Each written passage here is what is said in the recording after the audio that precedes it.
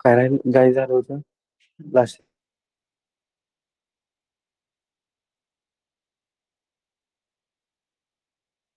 Okay, तो basic का अभी सब कुछ क्लियर है सबको? असाइनमेंट दो दिए थे, सब लोग कंप्लीट है असाइनमेंट?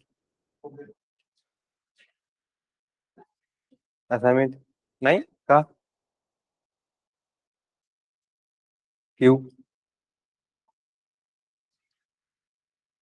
तबीयत खराब थी तो उल्टा यहाँ ट्रैवलिंग नहीं करनी चाहिए ना उल्टा?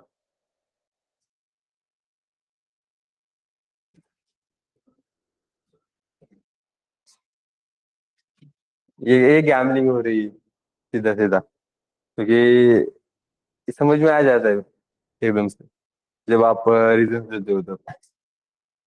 ओके।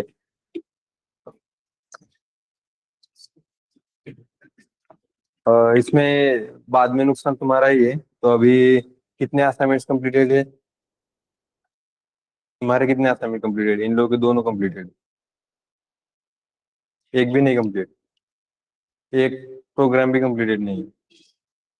बेस्ट, क्योंकि आज एक दो असाइनमेंट्स और मिलने वाले।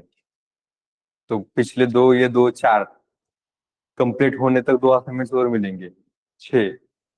वो कंप्लीट होने तक चार असाइनमेंट्स और मिलेंगे, 10। गया कोर्स पूरा, रिकवर ही नहीं कर पाओ।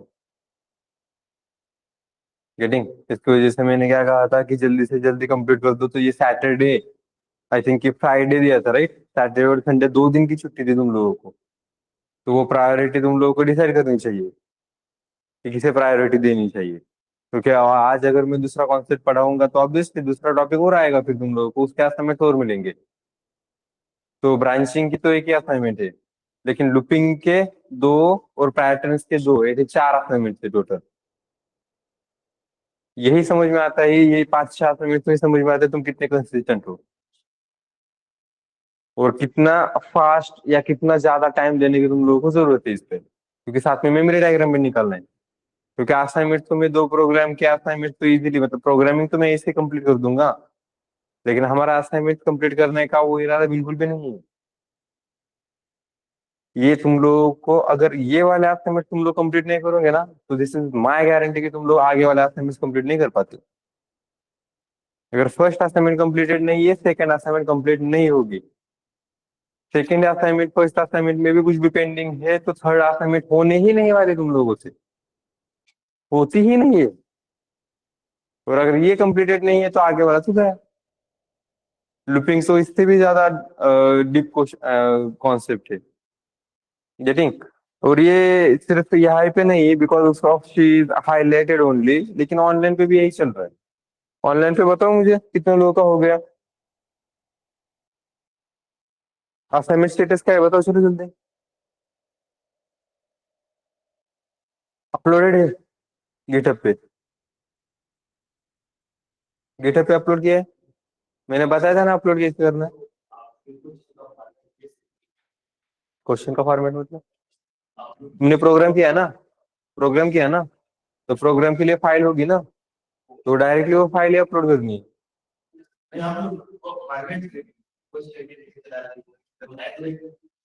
मैं कौन से क्वेश्चन के बारे में कह रहे हो? हाँ, तो असाइनमेंट वन है। असाइनमेंट वन का एक फोल्डर रहेगा, जो लास्ट टाइम भी बताया था कि असाइनमेंट वन का एक फोल्डर रहेगा। असाइनमेंट एक मेन फोल्डर रहेगा, कोर पाइथन में असाइनमेंट नाम से एक फोल्डर रहेगा। उसके अंदर अब कौन सा असाइनमेंट है? हमारे 25 असाइनमेंट्स है ना, तो डायरेक्टली फाइल नहीं आ सकती। असाइनमेंट नाम के फोल्डर के अंदर असाइनमेंट वन नाम का एक फोल्डर रहेगा, जिसके अंदर क्वेश्चन वन नाम से एक फाइल रहेगी, क्वेश्चन टू नाम से दूसरी फाइल रहेगी, क्वेश्चन थ्री नाम से दूसरी फाइल रहेगी। और ये फाइल्स कौन से रहने वाली? फाइल्स और फोल्डर में डिफरेंस समझ में आ रहा है? तो ये जो फाइल्स होती है वो पाइथन वाली फाइल रहेगी, मतलब तुम्हारे डायरेक्टली डायरेक्ट जितने भी पाइथन फाइल्स है सीधे के सीधे वहाँ पे ऑनलाइन पे अपलोड हो जाएंगे। अब ये अपलोड रहेगा तो क्या समझ में आ जाता है क्यों जरूरी है ये अपलोड करना?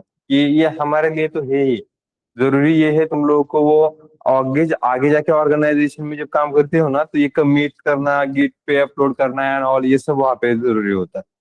तो तुम लोग को अगर ये अपलोड करना, ये डेडलाइन पे अपलोड करना बहुत ज्यादा इंपॉर्टेंट है। क्योंकि तुम लोग बोलोगे सर टास्क कंप्लीटेड है, लेकिन आपने अगर गिटहब पे अपलोड नहीं किया है तो उसको टास्क कंप्लीटेड नहीं कहते। इनकम्प्लीटेड टास्क कहा जाता है। गेटिंग? तो ये अपलोड करना जरूरी है। सेकेंड पॉइंट इज कि तुम लोग अगर, एक मिनट,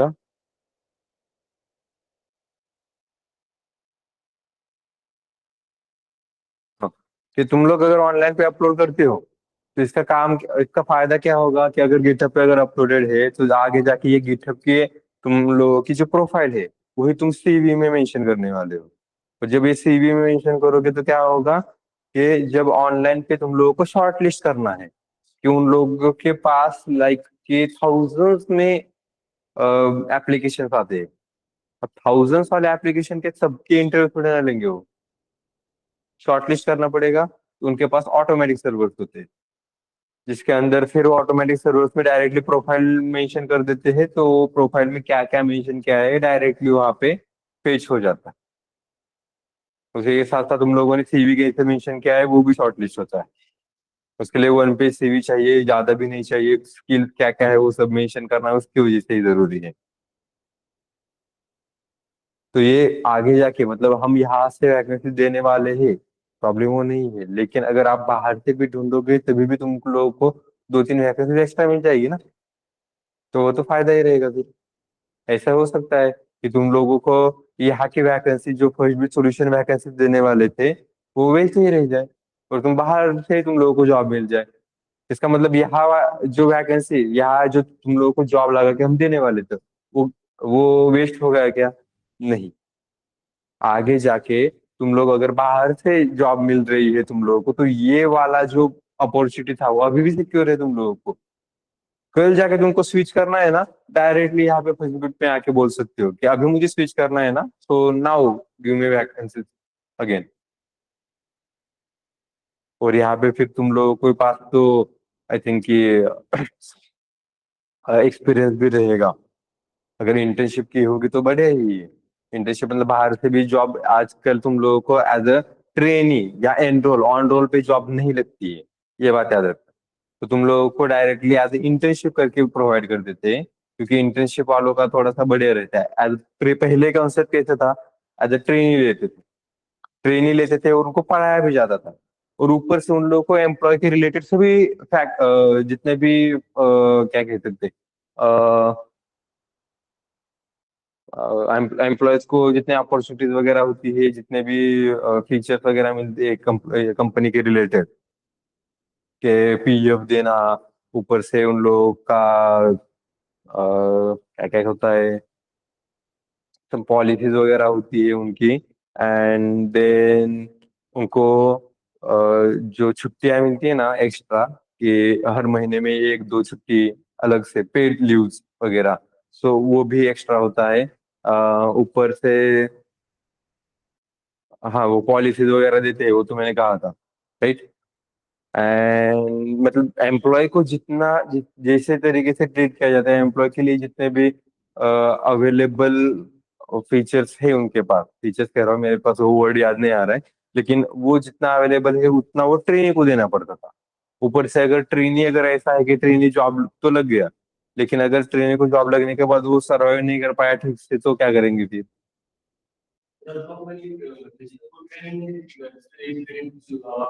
उसी पे आ रहा हूँ मैं, उसी पे आ रहा हूँ, रुको। तो ये जो पहले ट्रेनिंग वाला कॉन्सेप्ट था इसकी जगह पे अभी क्या कॉन्सेप्ट है, इंटर्नशिप। मतलब कि तुम लोगों को ऑब्वियसली ट्रेनिंग प्रोवाइड की जाएगी। ट्रेनिंग प्रोवाइड की जाएगी मतलब यहाँ पे बोर्ड पे वगैरह बताया नहीं जाएगा। ये आज भी लेट आ गए हैं, ये लास्ट टाइम बच गए थे, ये याद रखना, मुझे बोल देना थोड़ी देर बाद।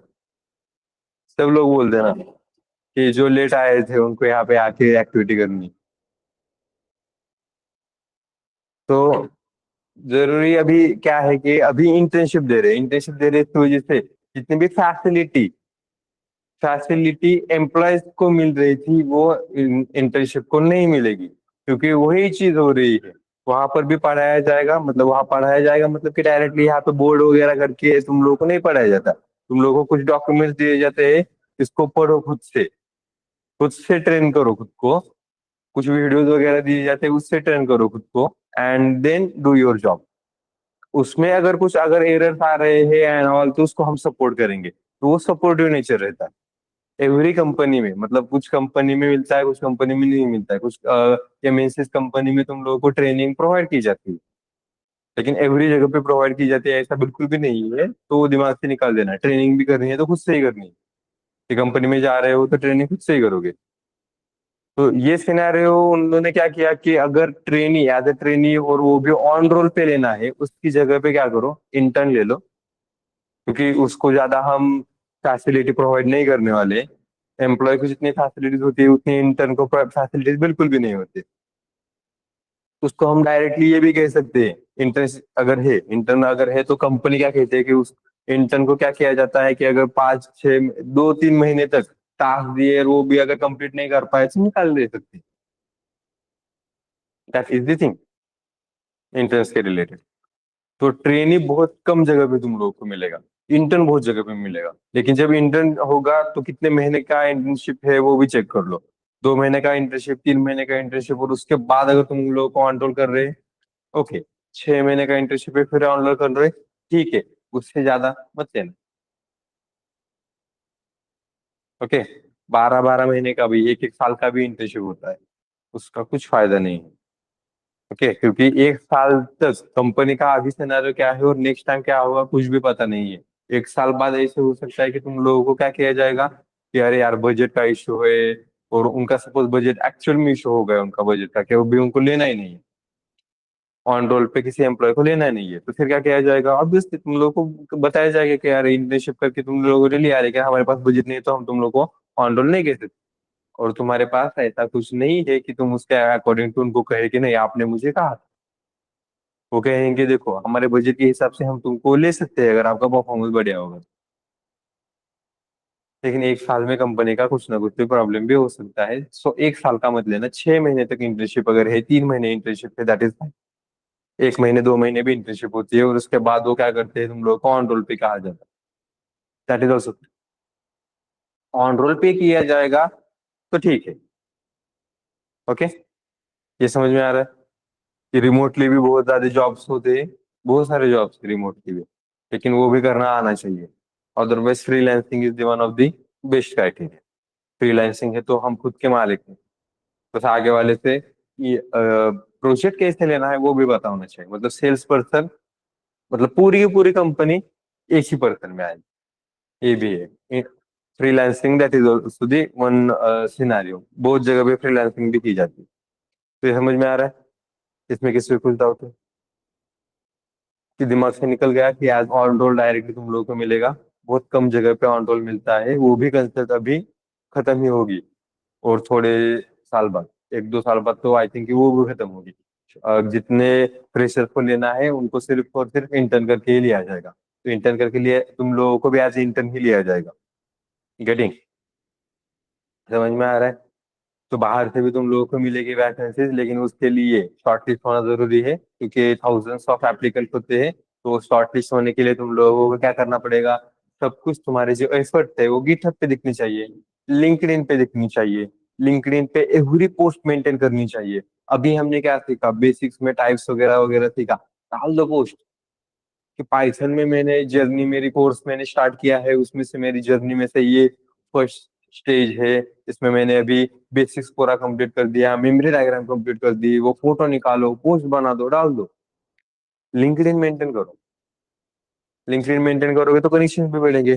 जितने कनेक्शन बढ़ेंगे तो आप लोगों को इंटर मतलब ये जॉब के जो चाहिए होते हैं वो, तो ये जॉब के वैकेंसीज आप लोगों को लिंक्डइन पे मिलेगी, गिटहब पे भी मिलेगी, सॉरी लिंक्डइन पे मिलेगी, और बाहर दूसरे वर्क इंडिया उस पे होगा। शॉर्ट लिस्ट करना है तो गिटहब इज ओके।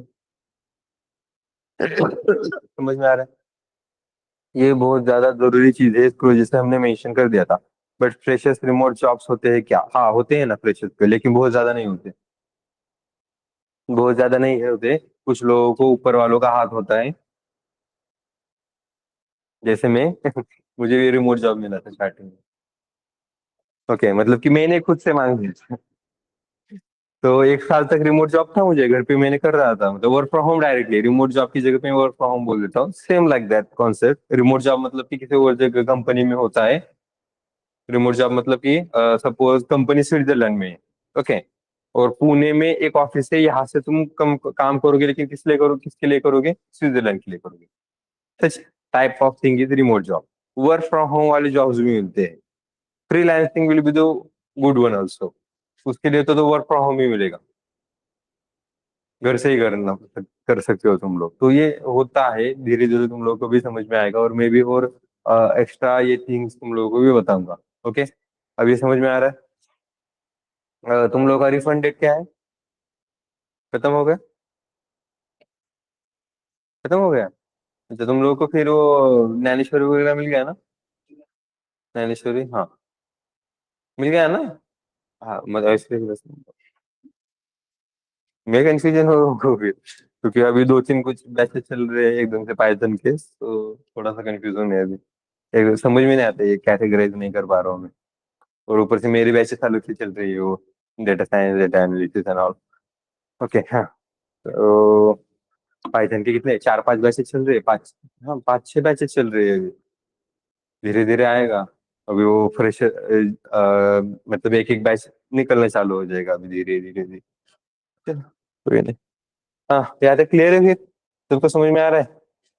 और फिर मैंने क्या कहा था कि तुम लोगों को जो मैं असाइनमेंट अपलोड करूंगा 2 दिन में ही कंप्लीट करनी है। ऐसे हो सकता है कि अगले दिन, जैसे कि आज मैं ये कॉन्सेप्ट पढ़ाऊंगा, ये कॉन्सेप्ट ना आज के दिन में एक और असाइनमेंट मिलेगी तुम लोगों को। अगर प्रीवियस वाले ही पेंडिंग है तो इसका लोड और बढ़ेगा।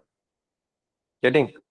इसके बाद और आगे असाइनमेंट्स मिलेंगे तो वो एक एक दो दो मिलेंगे, तो उसका लोड और बढ़ेगा। कितने टोटल असाइनमेंट्स है? 25 असाइनमेंट्स।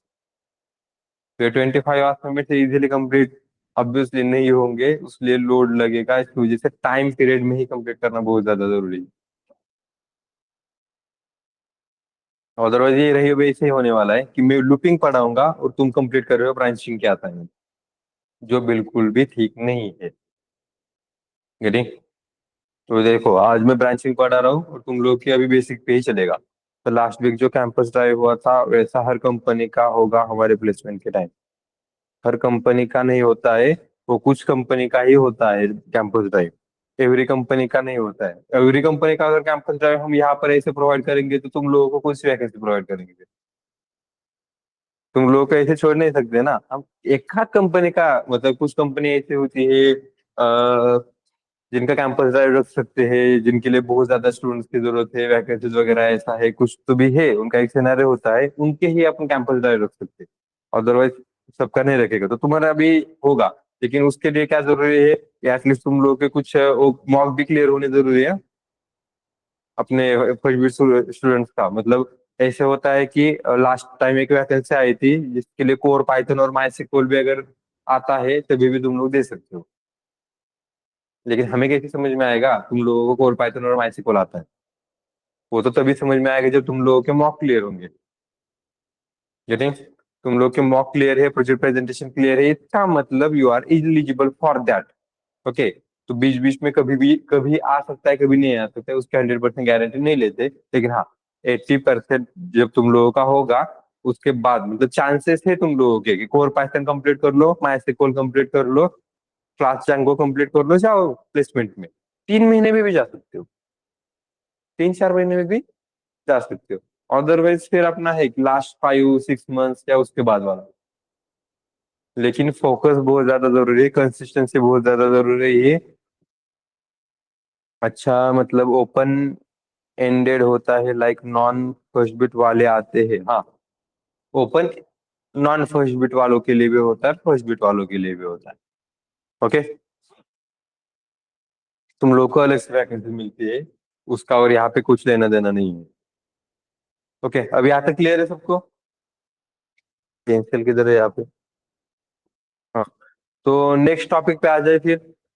ये जरूरी इसलिए बताया मैंने, इस पे इतना टाइम इसलिए कंज्यूम किया कि तुम लोग फिर बाद में ना अटक जाते हो। तो जिन लोगों के भी असाइनमेंट में न्याय से तुम्हें कहने के लिए बोलूंगा मैं सीधा ये, कि अभी से न्याय से तुम्हें एवरी मंडे असाइनमेंट चेक करो इन लोगों के, कि कहाँ तक अवेलेबल है तुम लोग, मतलब कहाँ तक तुम लोगों का स्टेटस क्या है। बहुत ज्यादा अगर पेंडिंग, बहुत ज्यादा तो नहीं कहूंगा मैं, अब से डेडलाइन इज डेडलाइन, ज्यादा से ज्यादा एक दिन का बफर टाइम में दे सकता हो तुम लोगों को। उससे ज्यादा मैं बफर टाइम बिल्कुल नहीं दूंगा। रात भर जागो आज, कुछ लेना देना नहीं है यार, सो मत, कंप्लीट करो। तो मैंने Saturday, I think Saturday Saturday तक ही होना चाहिए था, क्योंकि पिछला पूरा का वीक था उसमें पेंडिंग। पूरे के पूरे वीक में था, अगर तुम लोग अगर गाँव पे भी चले गए तभी भी इतने दिन में होना चाहिए था ये। अगर नहीं हुआ है इसका मतलब कि बहुत ज्यादा प्रॉब्लमेटिक है ये चीज। तो तुम लोग को डेडलाइन के साथ असाइनमेंट देना चालू करूंगा मैं अभी। मतलब डेडलाइन भी नहीं दिया तो समझ लेना, मैंने आज अगर असाइनमेंट दी है तो वो 2 दिन में कंप्लीट होनी चाहिए। एक दिन में दोनों असाइनमेंट, 2 असाइनमेंट भी मिल सकती है। इसकी वजह से ज्यादा से ज्यादा एक दिन बढ़ेगा। गेटिंग? डेडलाइन समझ में आ रही है?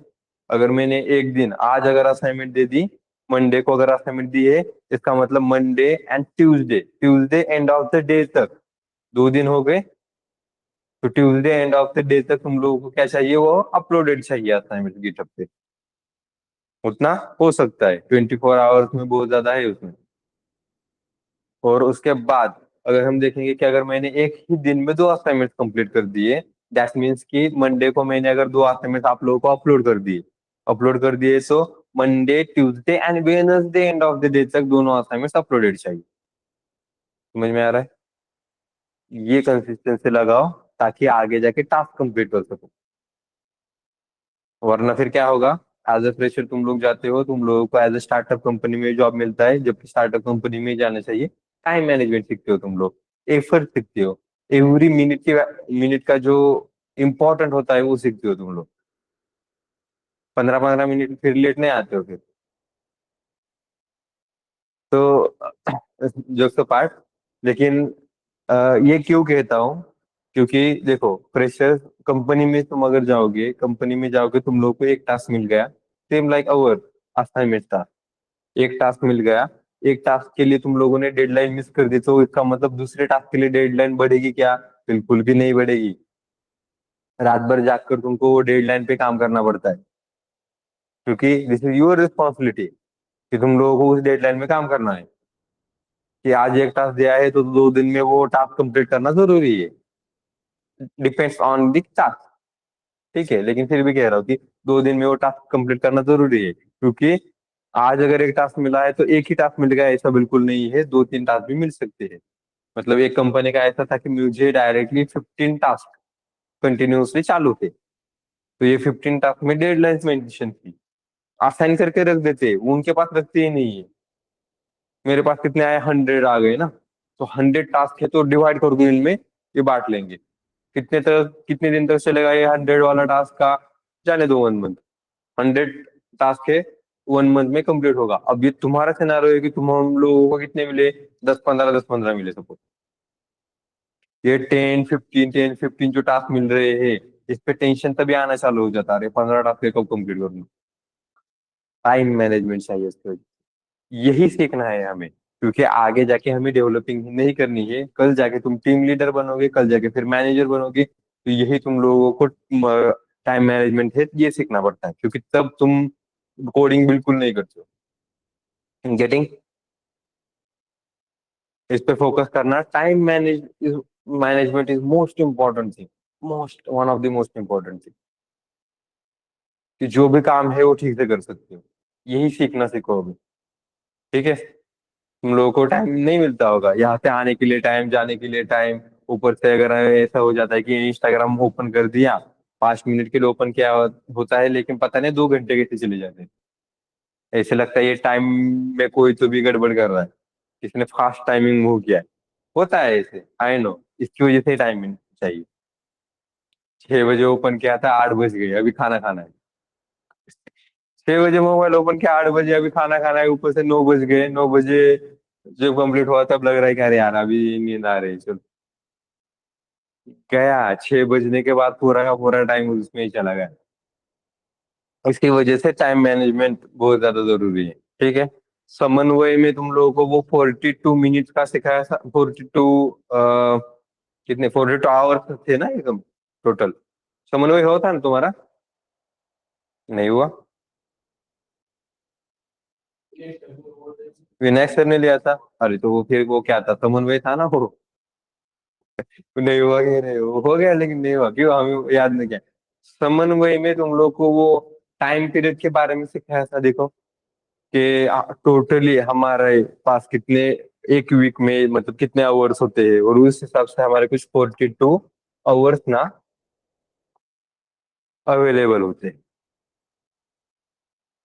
42 आवर्स कितने महीने के, राइट। तो एक महीने में जो 42 आवर्स है, इसमें डिसाइड होता है तुम लोग क्या बनोगे। इसमें अगर कोई जिम अगर जा रहा है तो ऑब्वियसली उसकी बॉडी बनेगी। इसमें अगर कोई नई नई टेक्नोलॉजी सीख रहा है, जैसे कि नई नई लैंग्वेजेस वगैरह सीख रहा है, तो इसका मतलब कि वो करियर में ग्रोथ करेगा। हाँ, मतलब कि बॉडी बिल्डिंग वालों को भी करियर होता है, लेकिन अपना जॉब रिलेटेड कह रहा हूँ मैं, सॉफ्टवेयर डेवलपिंग रिलेटेड। तो ये नया, ये डिसाइड करता है 42 आवर कि तुम लोग क्या बनोगे फिर। जबकि हम ये 42 आवर मिस करके पूरा का पूरा सोशल मीडिया पे दे देते इंटरटेनमेंट पर्पज।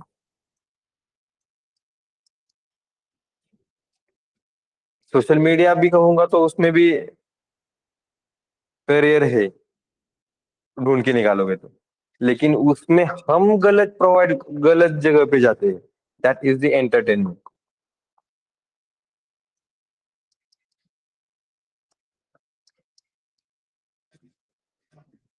अपॉर्चुनिटी बहुत है, बहुत ब्रांचेस पड़ते हैं। एक ब्रांच से दूसरी ब्रांच, दूसरी ब्रांच से तीसरी ब्रांच, इस तरीके से बहुत जगह पे जा सकते हैं, बहुत जगह पे अपॉर्चुनिटी है। लेकिन हमारा एक ही सिनेरियो है कि यहाँ पे दूसरी ब्रांच पे जा सकते थे, हम यहाँ से दूसरी ब्रांच पे जा सकते थे, इसकी जगह दूसरी ब्रांच पे जा सकते थे। अपॉर्चुनिटीज बहुत है, करियर ग्रोथ बहुत है, लेकिन हम सिर्फ और सिर्फ ये गलत वाला ही निकालते हैं। जो 48 आवर में सोशल मीडिया से सीधा इंटरटेनमेंट। एक भी जगह को मिस करोगे इस फ्लो में, एक भी जगह अगर तुम ये फ्लो तोड़ोगे ना, तो तुम लोगों को अपॉर्चुनिटी मिलने वाली। गेटिंग।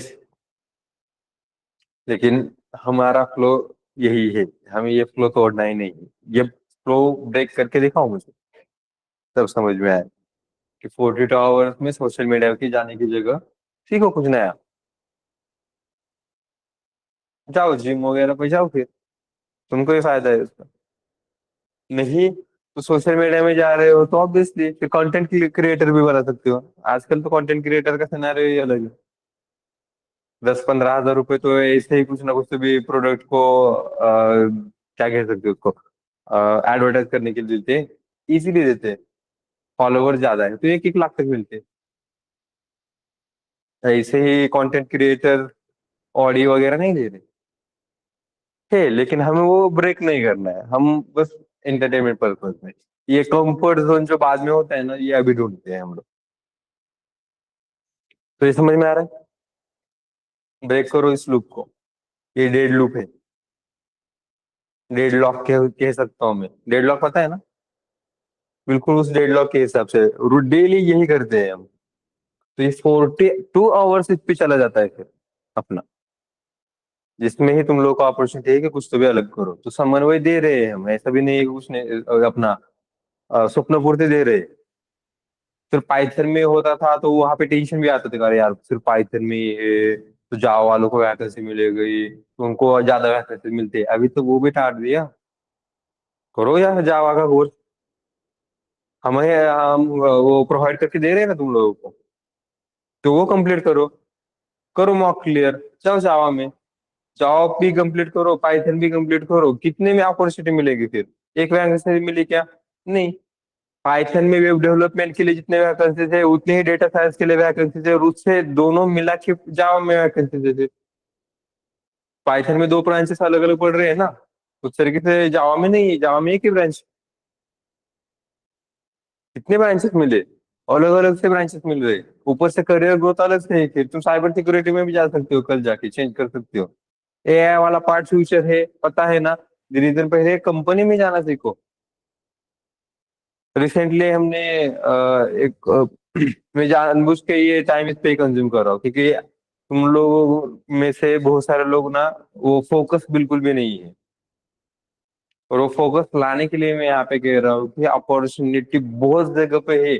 सिर्फ 1% ही ऐसा है जहाँ पे अपॉर्चुनिटी नहीं है, और हम वही जगह पे जाते हैं, उसी 1% पे घुसते हैं।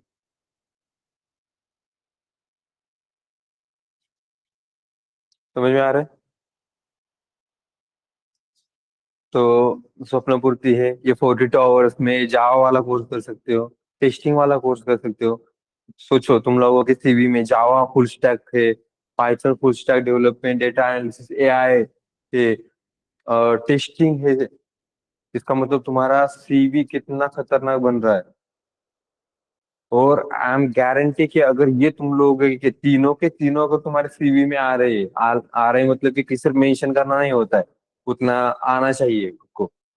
मेंशन अगर करोगे ना, फर्स्ट वैकेंसी पे ही तुम लोग सिलेक्ट हो जाओगे।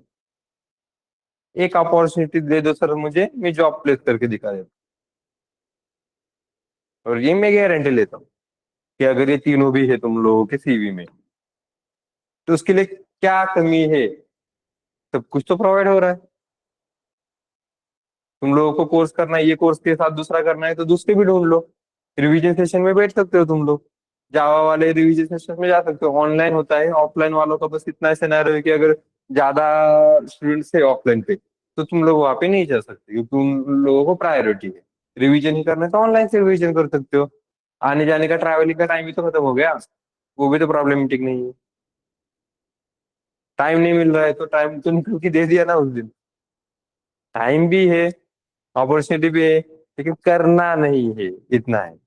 फिर बाद में जाके जब थोड़े साल बाद, मतलब तुम लोग अब भी नहीं करते हो, लेकिन बहुत सारे ऐसे लोग मैंने देखे कि उसके बाद बोलते हैं यार नहीं यार मेरे नसीब में नहीं था एंड ऑल। चल फिर भी काय का नसीब और काय का क्या। मतलब मैं भी कुछ टाइम पहले ऐसे कहता था, क्योंकि तब तक मुझे वो रियलाइजेशन नहीं था कि मैंने क्या गलत किया था।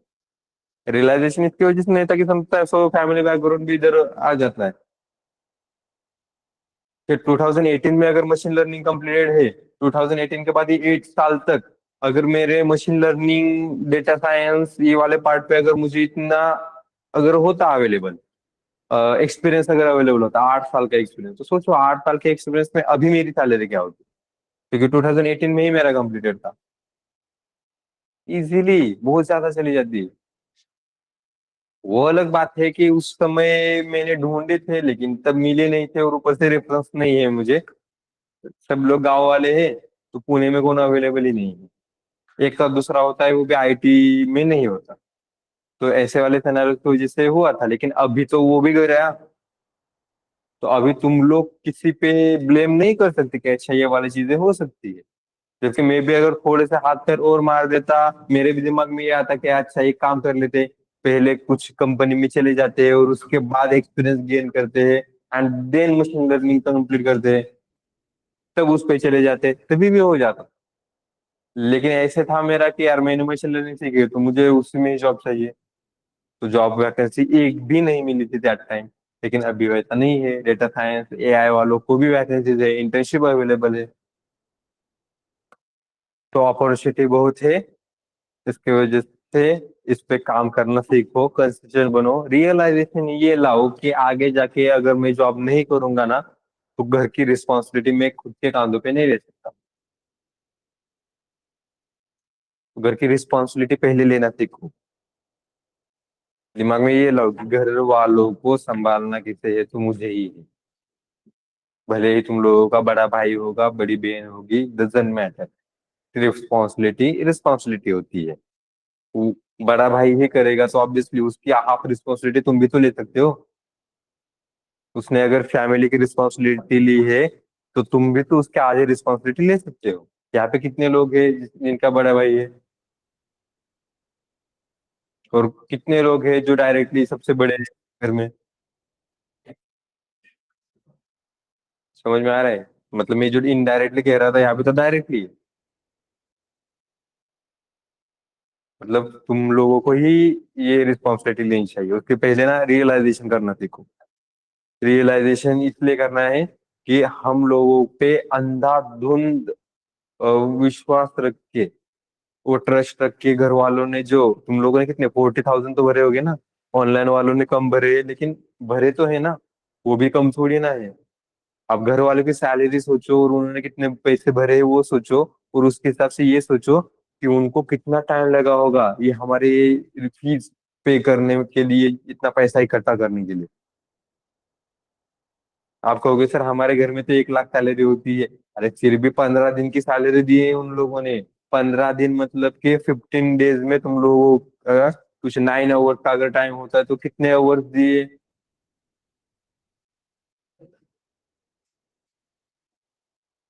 किसी का लाइफ का 1 आवर भी आप यूज कर रहे हो, दैट मीन्स कि आप ना वो कृतज्ञ हो उसमें फिर। मराठी वर्ड है, जिन लोगों को पता ही नहीं है अदरवाइज छोड़ दो, उसमें भी कृतज्ञ और कृतज्ञ में फर्क होता है। कृतज्ञ और कृतज्ञ में वो भी फर्क है। ये रियलाइजेशन पहले लाओ। ये रियलाइजेशन जिस दिन आएगा ना, उस दिन तुम 1 मिनट भी वेस्ट नहीं करोगे। And this is my experience. ये मेरा एक्सपीरियंस है उसको जिसको मुझे पता है। क्योंकि मैंने तब, जब मुझे भी स्ट्रगल कर सकता था, लिटरली मैंने स्ट्रगल नहीं किया क्योंकि वो रियलाइजेशन बताने वाला कोई नहीं था। मेरा बड़ा भाई बिल्कुल भी नहीं है, छोटा भाई है। तो इस वजह से अब मैं बड़ा हूँ तो मुझे वो रियलाइजेशन नहीं था, लेकिन जिस दिन मुझे वो रियलाइजेशन आना चालू हो गया, लिटरली उसके बाद मैंने मल्टीटास्किंग इतनी ज्यादा की थी कि आप वो सोचो भी मत। फुल टाइम जॉब एक एमएसबी ऑफिस में, then part time job college में एज असिस्टेंट प्रोफेसर। उसके बाद ये अपना पाइथन का कोर्स में यहाँ से कंप्लीट कर रहा था, तो मतलब वो ऑनलाइन पे कर रहा था। देन एमसीएस पे मैंने एडमिशन लिया था। उसके साथ साथ में आई थिंक ये हमारे यहाँ पे फार्म में भी जा रहा था। कब हुआ ये? रियलाइजेशन से। रियलाइजेशन आने के बाद, रियलाइजेशन से पहले मैं सीधा फार्म में भी नहीं जाता था, क्योंकि मुझे लगता था वो यार बहुत ज्यादा हार्ड वर्किंग चीज होती है, मुझसे नहीं होगा। लेकिन जिस दिन रियलाइजेशन हो गया उसके बाद वाला, इतना बड़ा इतना टाइम कैसे मिल गया फिर मुझे तब? क्योंकि ये रियलाइजेशन ही तुम लोगों को बहुत टाइम स्ट्रांग बना देता है। दिमाग में पहले रियलाइजेशन लाओ। गेटिंग? समझ में आ रहा है सबको? रियलाइजेशन आने के बाद सोच लो कितना स्ट्रांग बन सकते हो तुम लोग। तो अभी आगे कंटिन्यू कर देते हैं। कितने बजे तक है इनका सेशन? साढ़े? नाही रे, 11 आहे का? 10:45। हाँ, तो आप अपने टॉपिक पे आते हैं। अरे वो दूसरे बैच का है। हाँ, 10:45 तक है ना। हाँ, तो अब ये टॉपिक पे आते हैं। लेकिन कंसिस्टेंट रहना। Last and and word is consistent रहना। रियलाइजेशन पहले करो, कंसिस्टेंट रहो। अपॉर्चुनिटी तुम्हारे साथ है, अपॉर्चुनिटी तुम्हारे हाथ में है। तो और वो अपॉर्चुनिटी तुमसे कोई छीन भी नहीं रहा है। गेटिंग?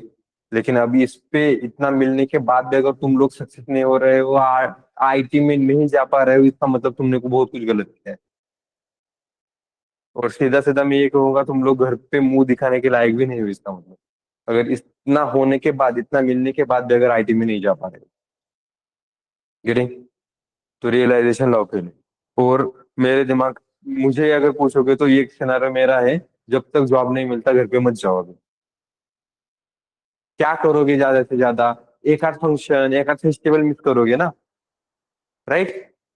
लेकिन यही फंक्शन जॉब लगने के बाद जब घर पे जाओगे, तो वो दूसरा फंक्शन कितने बढ़िया तरीके से धूमधाम से मना सकते हो। और अभी आई थिंक कुछ ज्यादा फंक्शन भी नहीं होने वाले। ठीक है, कुछ आई थिंक संक्रांत वगैरह थी कुछ पीछे, तुम लोग बहुत सारे लोग गए होंगे। नहीं जाते तो अगली संक्रांत, अगर जॉब मिलने के बाद अगली संक्रांत अगर होती तो कितने बढ़िया तरीके से बनती। लास्ट टाइम दिवाली के टाइम ये हुआ था।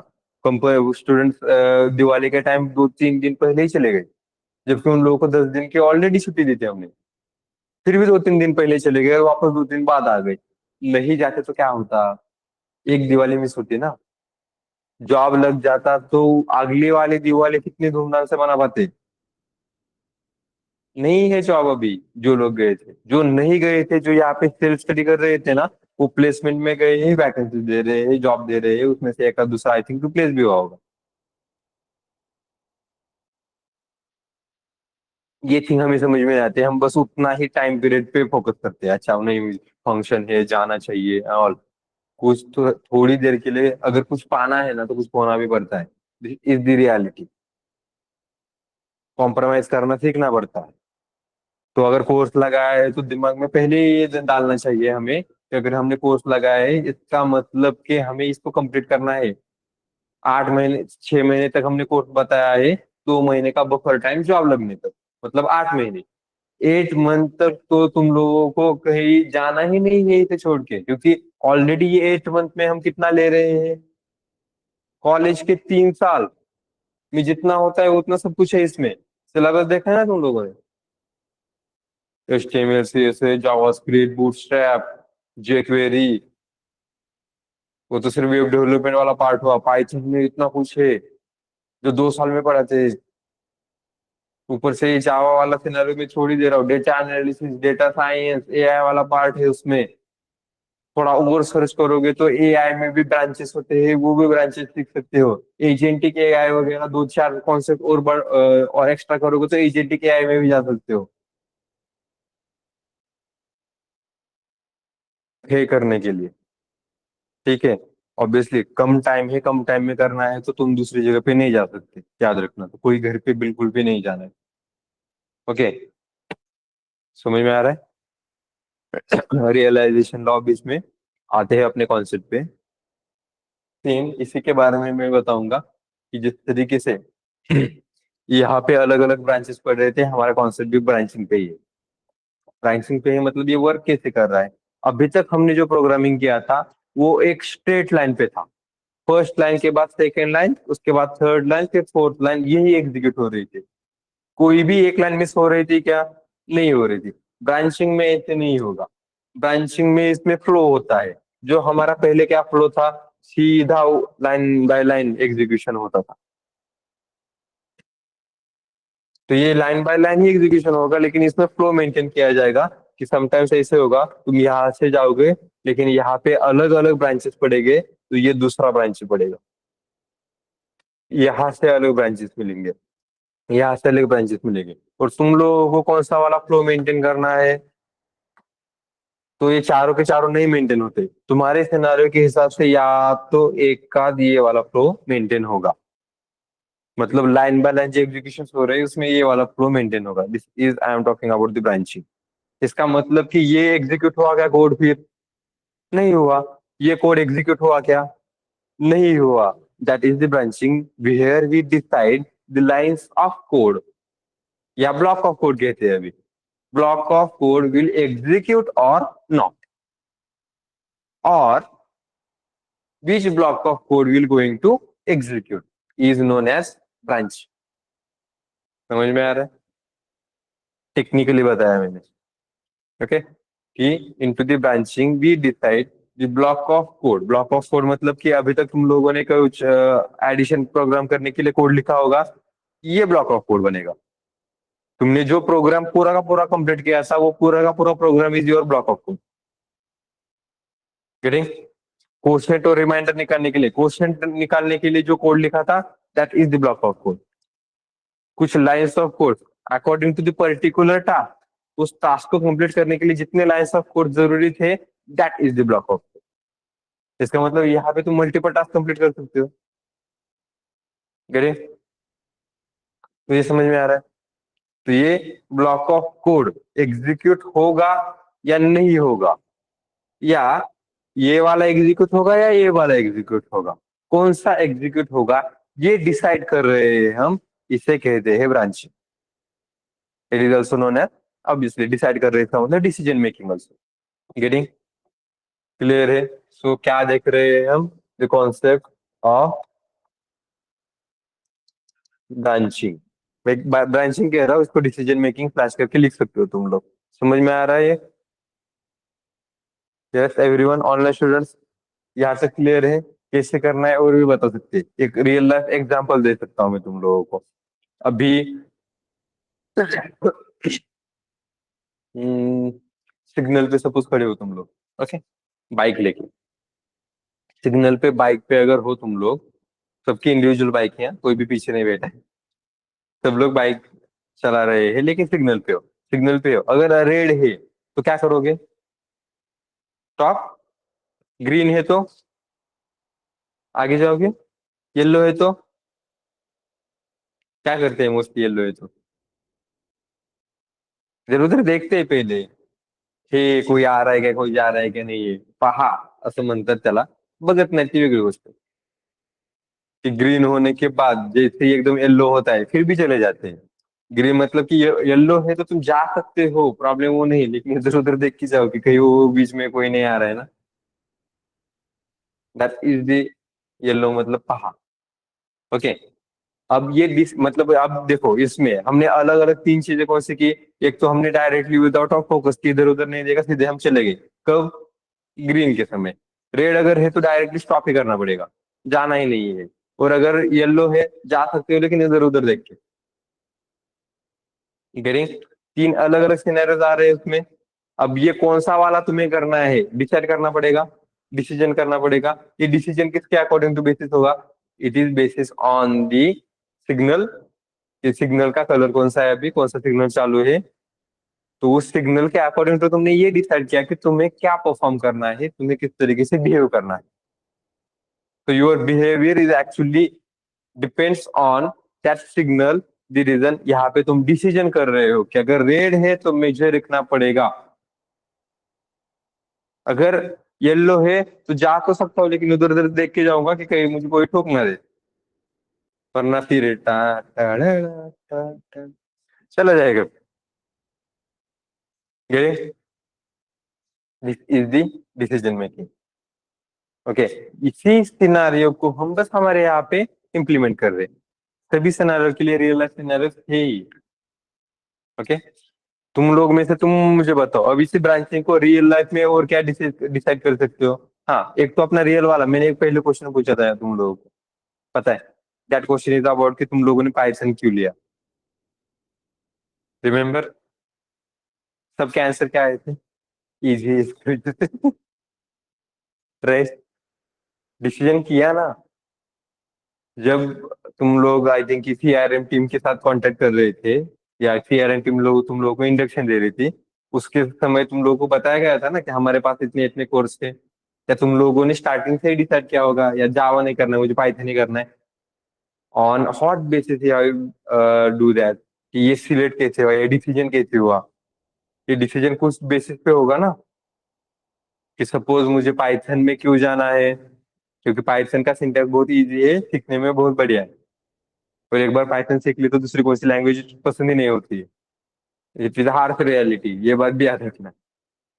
अगर जावा अगर जाना है तो उन लोगों के दिमाग में कंपल्सरी होता है, हार्ड है डजेंट मैटर फॉर मी, मुझे आगे जाके फ्रेशर को वैकेंसीज मिलती है तो मुझे जॉब जल्दी लगेगा। हमारा वैसे नहीं होता, हमारा स्ट्रगल करना पड़ता है थोड़ा सा, हमें जल्दी से एकदम से जॉब नहीं लगता। ठीक है, क्योंकि वैकेंसी थोड़ी सी कम होती है उनके हिसाब से, और फ्रेशर को भी ले रहे हैं तो पाइथन अगर है तो दिमाग में, पाइथन अगर है तो दिमाग में कभी भी ऐसे डेवलपमेंट, एप्लीकेशन डेवलपमेंट इतना छोटा छोटी सिनेरियो कभी नहीं आते। हमारे लेवल के मतलब हमारे एक्सपेक्टेशन से अलग होते। ये लोग हमको बहुत अलग लेवल के स्टूडेंट समझते हैं। तो इनके दिमाग में ये आता है कि ये एआई पे काम कर सकता है, ये नहीं डेटा साइंस पे काम कर सकता है, ये नहीं उस तरीके से जावा के लिए नहीं होता है। जावा के लिए होता है कि ये एप्लीकेशन बिल्ड कर सकता है, ये नहीं। गिरी? मतलब कि जावा को कम नहीं कह रहा हूँ मैं, आई एम जस्ट टॉकिंग कि भाई हमने पाइथन किया है तो ऑब्वियसली पाइथन को बढ़ावा देना पड़ेगा ना। कि कुछ अगर कम है तो ऑब्वियसली कुछ तो भी बड़ा है, कुछ तो भी एक्सपेक्टेड है वहां पे। गेटिंग? तो हम पाइथन वाले स्टूडेंट्स से तो पाइथन अगर जिनके भी दिमाग में आता है ना, या कोई भी अगर कंपनी है ऑर्गेनाइजेशन है जिनको टेक्निकली नॉलेज है, पाइथन अगर कहोगे तो उनके दिमाग में डेटा साइंस एआई वाला, डेटा एनालिस्ट वाला यही आएगा। एप्लीकेशन डेवलपमेंट किसी के दिमाग में नहीं आता है, वेब डेवलपमेंट किसी के दिमाग में नहीं आता है। सबके दिमाग में वो डेटा विजुअलाइजेशन से आएगी, प्रिडिक्शन लेवल पे आएगा, एनालिस्ट वगैरह आएगा, ये सब उनके दिमाग में आ जाता है। स्टॉक मार्केट्स के रिगार्डिंग के सब सब आना चालू हो जाता है उनके दिमाग में।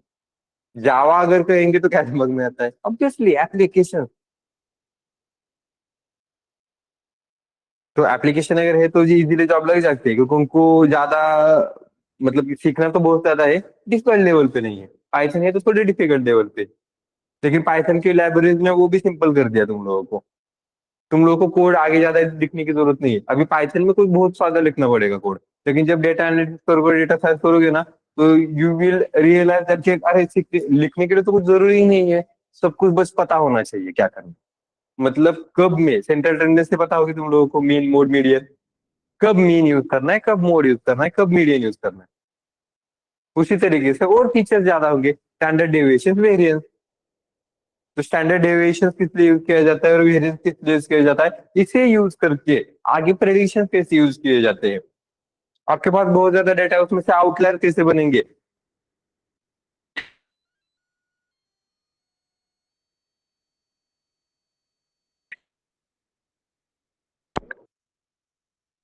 कि तुमने भी तब डिसीजन किया ना कि तुम लोगों को पाइथन में लेना है या जावा में लेना है। तो बहुत सारे लोगों ने इजी इसकी वजह से लिया। रियलिटी ये होनी चाहिए थी कि तुम लोग फ्यूचर अपॉर्चुनिटी क्या थी उसके अकॉर्डिंग टू डिसीजन करना चाहिए। जबकि आई थिंक वो डिसीजन किया या नहीं किया, आई डोंट नो। गेटिंग, समझ में आ रहा है। यही एक और सिनारियो ले लेते हैं, अब थोड़ा सा टेक्निकली ले लेते हैं। तुम लोगों ने आजकल सब कुछ ऑन लॉग इन ही करके रखना पड़ता है, लॉग आउट नहीं करते हैं हम लोग, राइट। व्हाट्सएप लॉग आउट करने की जरूरत नहीं है, इंस्टाग्राम लॉग आउट करने की जरूरत नहीं। हमारे यहाँ पे पहले अलग था। फेसबुक अगर है तो उसके लिए एप्लीकेशन नहीं था, डायरेक्टली वेब ब्राउजर ओपन करो, फेसबुक लॉग इन करो, काम होने के बाद लॉग आउट करो, ऐसे था। स्ट्रगल हमारे लोगों ने बहुत ज्यादा किए हैं। मतलब एक फेसबुक रिक्वेस्ट अगर देखनी भी है हमें, या फेसबुक ओपन करके देखना भी है, पहले लॉग इन करो, उसके बाद काम खत्म होने के बाद लॉग आउट भी करो, अदरवाइज अपनी शक्तियों का गलत इस्तेमाल किया जाएगा फिर। कोई किसी और को रिक्वेस्ट भेजेगा, कोई कोई किसी और का मैसेज करेगा, काम तमाम अपना इधर। एकदम से बाहर गाड़ी आने चालू हो जाएगी, ट्वैं, ट्वैं, ट्वैं, ट्वैं, ट्वैं।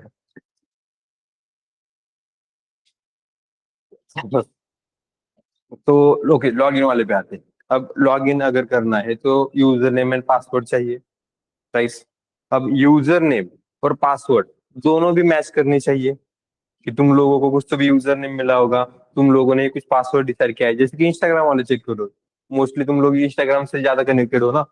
इंस्टाग्राम अगर लॉग इन करना है दूसरे मोबाइल में, अगर लॉग इन करना है तो उसमें तुम लोग के क्रेडेंशियल, वो जो यूजर आईडी है, यूजर नेम जो है, वो यूजर नेम और पासवर्ड दोनों भी मैच करने चाहिए। अगर दोनों मैच कर दिए तभी लॉग इन होती है, राइट। तुमने यूजर नेम एंड पासवर्ड दो दिए, दोनों अगर मैच हो गए मतलब ट्रू आ गए, तभी तुम लोगों को क्या होगा, लॉग इन होगा। और दोनों में से एक भी अगर गलत आ गया, फॉल्स आ गया, देन लॉग इन नहीं होता। गेटिंग, ये डिसीजन हो रहा है कि यूजर आईडी एंड पासवर्ड दोनों भी करेक्ट होने चाहिए तभी वर्क करेगा। समझ में आ रहा है। अब इसे और थोड़ा टेक्निकली ले लेते हैं, डायरेक्टली प्रोग्रामिंग लेवल पे। मतलब इसको प्रोग्रामिंग टेक्निकली नहीं देखेंगे, वो तुम डिसाइड करना, लेकिन तुम लोग को सिनेरियो समझ में आ रहा है ब्रांचिंग का।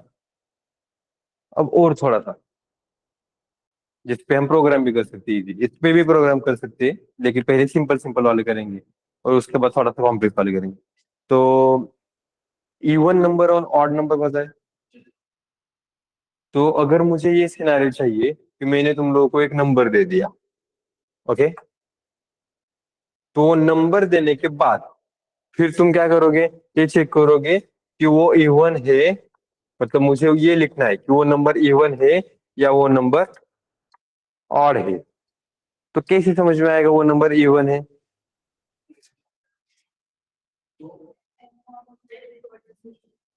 इवन नंबर किसे कहते हैं हम, जिसका रिमाइंडर जीरो होता है, नहीं।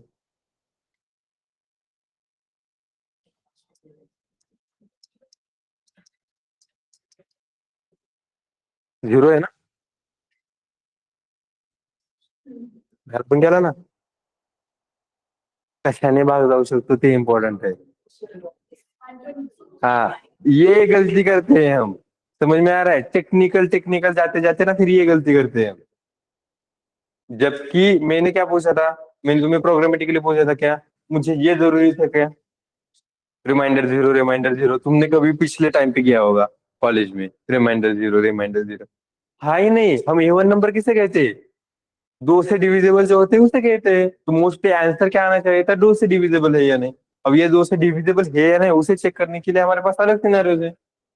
अब दो से डिविजिबल है या नहीं वो चेक करने के लिए, दो से डिविजिबल हो रहा है मतलब कि ऑब्वियसली पूरा भाग जा रहा है, मतलब रिमाइंडर जीरो आ रहा है। किससे? दो से डिवीजन करोगे तो इसका मतलब 9 को मॉड 3 नहीं करना है यहाँ पे, क्योंकि फोकस इस पे नहीं रखना था हमें, इस पे रखना था पूरे के पूरे। तो हम क्या करेंगे, रिमाइंडर निकालने के लिए ये यूज करते हैं। रिमाइंडर करने के लिए वो डिवीजन करना पड़ेगा ऑब्वियसली। डिवीजन के लिए कौन सा यूज करना है, टू, कि दो से डिवीजन हो रहा है या नहीं।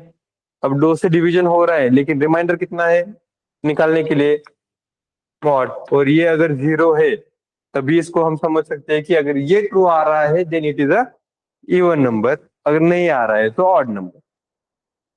गेटिंग? ब्रांचेस पड़ गई, एक ही ब्रांच में काम हो रहा था उसकी जगह पे अब दो ब्रांचेस में करना पड़ रहा है। ये एक ब्लॉक ऑफ कोड रहेगा और ये दूसरा ब्लॉक ऑफ कोड रहेगा। दैट इज द जो हम ब्रांचिंग में इम्प्लीमेंट। तो हमारे पास ब्रांचिंग में कितने कितने वेज है टू इम्प्लीमेंट अ ब्रांचिंग? तो हमारे पास चार वेज है इम्प्लीमेंट करने के लिए। The first way is only if मतलब तुम लोगों को बस ये डिसाइड करना है कि वो ब्लॉक ऑफ कोड एग्जीक्यूट होगा या नहीं होगा।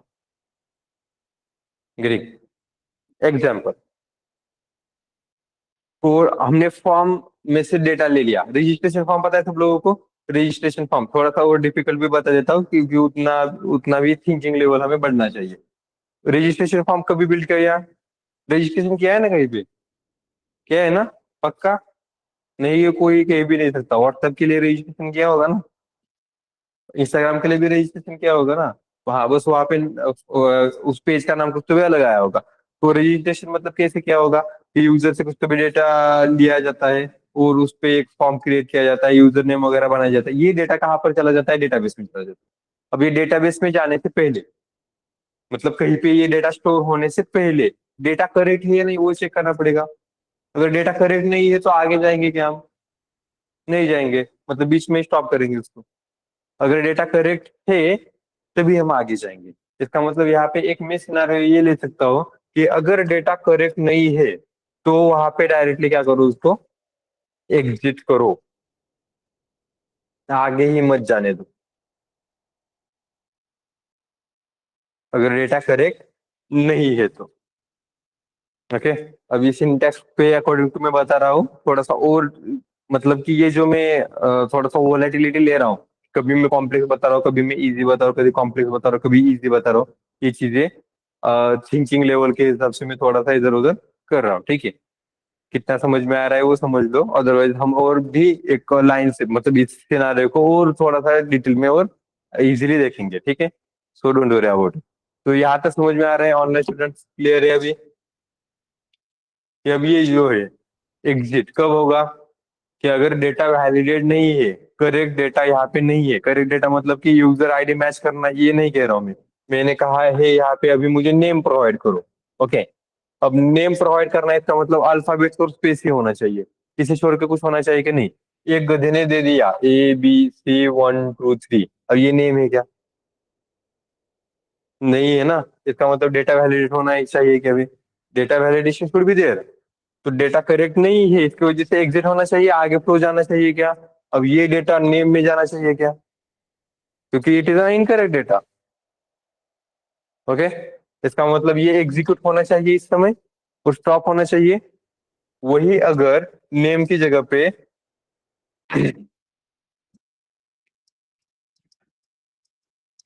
मेरा मैंने नाम दे दिया, अब ये करेक्ट डेटा है। इसका मतलब ये वैलिडेशन बराबर होना चाहिए, तब ये ब्लॉक एग्जीक्यूट होना चाहिए क्या? नहीं होना चाहिए। दैट इज द सिनेरियो कि हम क्या कह रहे हैं कि इफ में ये डिसाइड कर रहे हैं कि the block of code will execute और नॉट। अलग अलग सिनेरियो के आ सकते। समझ में आ रहा है? इफ समझ में आ गया सबको ऑनलाइन स्टूडेंट्स? चैट बॉक्स में मेंशन करो यस नो, रिपीट करना है कुछ तो। हमने प्रोग्रामिंग नहीं देखी है तो 50% ही समझ में आना चाहिए। ऐसा बताया था वो समझ में आ रहा है, सिनेरियो समझ में आ रहा है कि बस हम ये डिसाइड कर रहे हैं कि block of code will execute और नॉट, कौन से सिनेरियो में, इफ वाले सिनेरियो में। उतना आ रहा है जब भी, ठीक है। कितने लोग हैं ऑनलाइन पे अवेलेबल? 10 9 लोग हैं। रिस्पॉन्सेज कितने लोगों के आ रहे हैं? 4 5 लोगों के आ रहे हैं। जितने लोगों के रिस्पॉन्सेज नहीं आ रहे, रिमूव कर दो इनको। रखो मत इनको, काय को रखिए इनको। हम्म। तो यहाँ तक क्लियर है? ओके। उमेश को उस दिन कॉल किया था, वो कंप्लीट है ना अभी? वो हो गया ना सॉर्ट आउट? हाँ, गुड।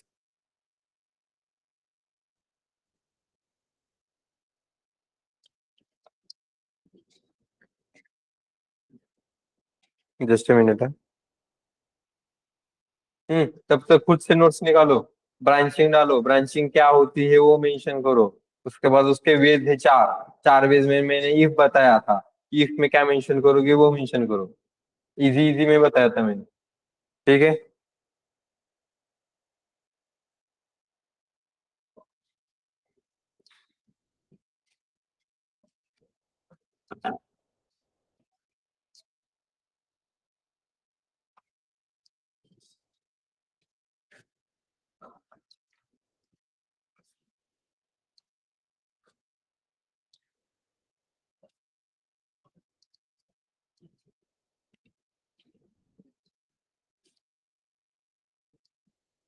ब्रांचिंग मतलब क्या कहोगे?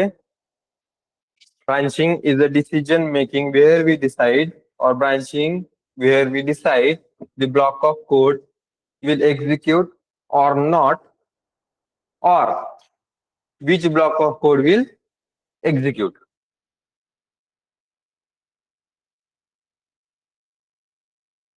Branching is a decision making, or branching where we decide which of block of code will execute or not, or block of code will execute or not. Block of code execute होगा या नहीं होगा, और कौन सा block of code execute करना है, ये डिसाइड किया जाए।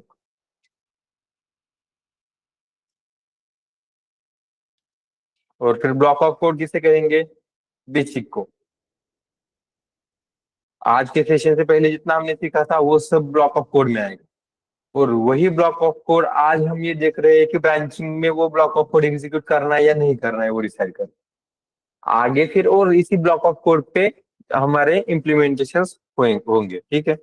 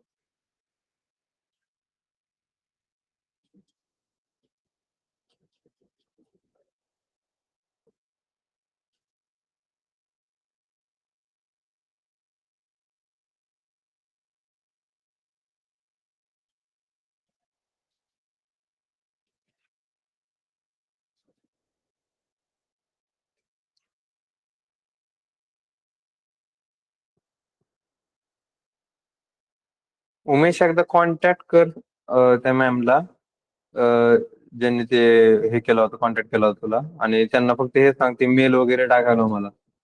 ठीक आहे, मला ते मेलच आला नाही अजून अलाव करायचं. तो लवकर मला कॉन्टॅक्ट कर, 5 मिनिटांमध्ये आहे मेल टाकायला. अजून कोण कोण आहे?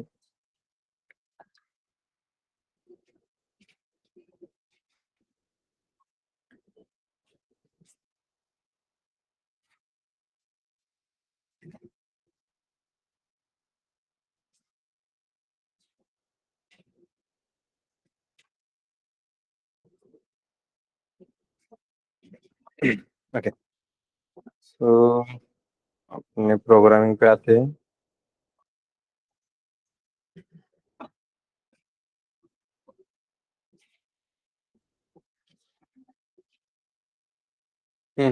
नोट डाउन किया ना? तो उसमें कितने वेज है हमारे पास? 4 वेज है. ठीक है, 4 ways are there to implement a branching. इसमें से सिर्फ पहला क्या है? इफ. Only if. हाँ, कि इफ में हम क्या डिसाइड करते हैं? Block of code will execute और नॉट, जिसमें फिर उसका सिंटेक्स वगैरह आएगा. अभी क्यों लेना है? क्योंकि डिसीजन कर रहे हैं कि block of code will execute और नॉट.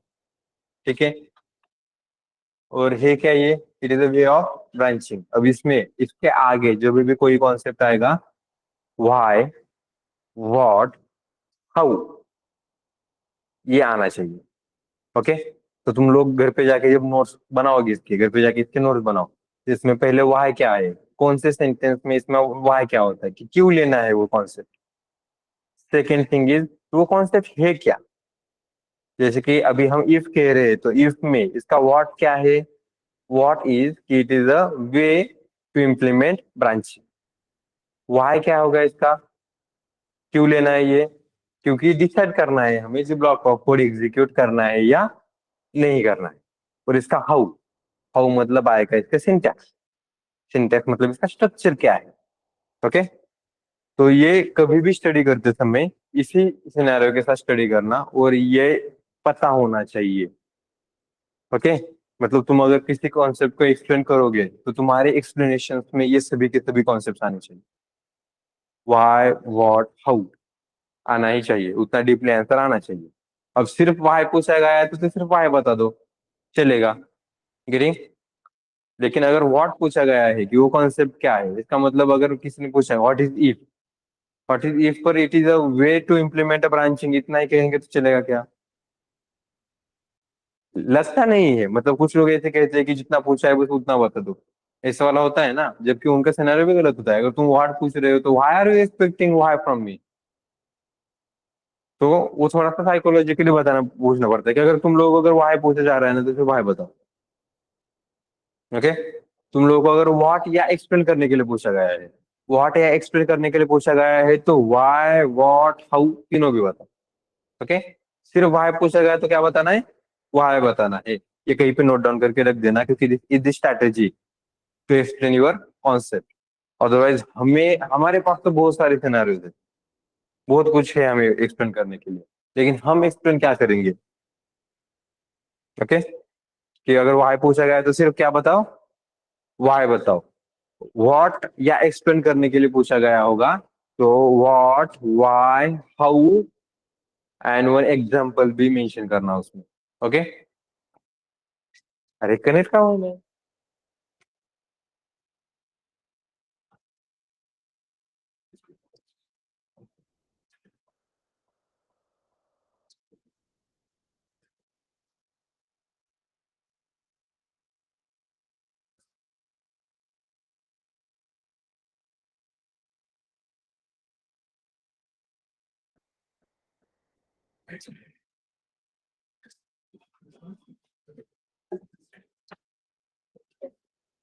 काय ते बंद करून चालू करायला लागतं. नोट डाउन किया है ना?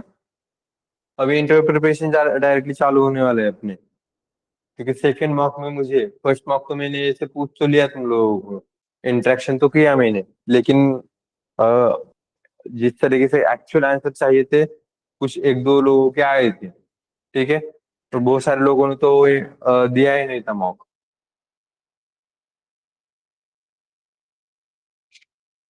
तो अभी हमने, हाँ, बेसिक सीख लिया। इसमें मैं नया फोल्डर क्रिएट कर देता हूँ, दैट इज दी ब्रांचिंग। दिसंबर जनवरी बैच है ना। And then if demo dot py, इसके अंदर हम क्या कहेंगे, अब इसका सिंटैक्स, तो फर्स्ट सिंटैक्स इसका कैसे होगा ये बता देता हूँ।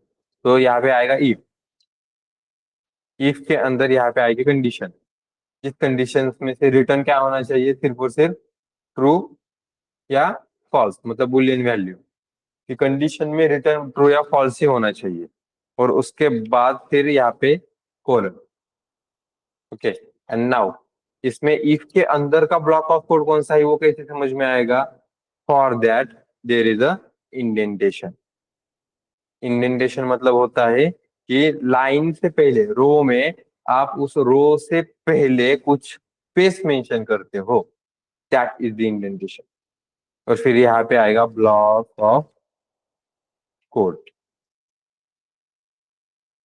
तो फिर इसके अकॉर्डिंग टू ये डिसाइड किया जाएगा कि ये ब्लॉक ऑफ कोड एग्जीक्यूट करना है या नहीं करना है। कि अभी हमारा कोड कैसे होगा, ये कुछ इस तरीके से। इसमें से अभी ये मिस करना, ठीक है। ये लाइंस एंड ऑल इसको क्या कहते हैं, निग्लेक्ट कर दो इसको, इस पे फोकस मत करो। लेकिन ये समझ में आ रहा है अभी कि क्या किया है। If then there is a condition, ये कंडीशन में ट्रू या फॉल्स आएगा, उस पे डिसाइड किया जाएगा कि ये ब्लॉक ऑफ कोड एग्जीक्यूट करना है या नहीं करना है। अगर इसमें ट्रू आ गया तो ये ब्लॉक ऑफ कोड एग्जीक्यूट होगा, अगर इसमें फॉल्स आ गया तो ये ब्लॉक ऑफ कोड एग्जीक्यूट नहीं होगा। तो इसमें आगे वाले लाइन में क्या देखोगे, फिर यहाँ पे हमने क्या डिसाइड किया था कि the block of code will execute और not, depends on the condition. If the condition is true then block of code will execute, if the condition is false then block of code will not execute. Note down करो। If the condition is true then that block of code will execute. Short में भी लिख सकते हो, हाँ? पूरा sentence लिखने की जरूरत नहीं है, जैसे मैंने बताया। Condition true, that block of code execute. Condition false, that block of code will not execute.